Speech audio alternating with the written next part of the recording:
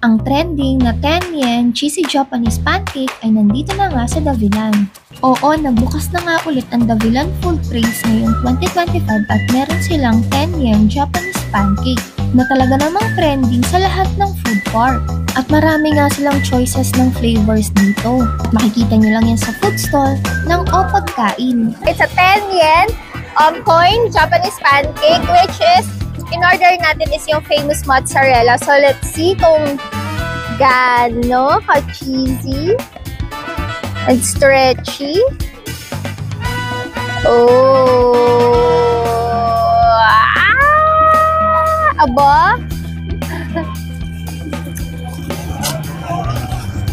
Yung pancake, try natin.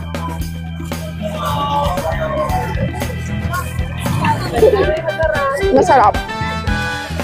Eggy, malambot yung pancake, and ayan, ang sarap ng mozzarella sa tinapay niya.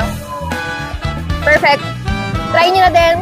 Hindi nyo na kailangan pumunta ng Ugbo para i-try to or kahit sa food park kasi dito lang sa Davilan meron na siya. Try nyo na din.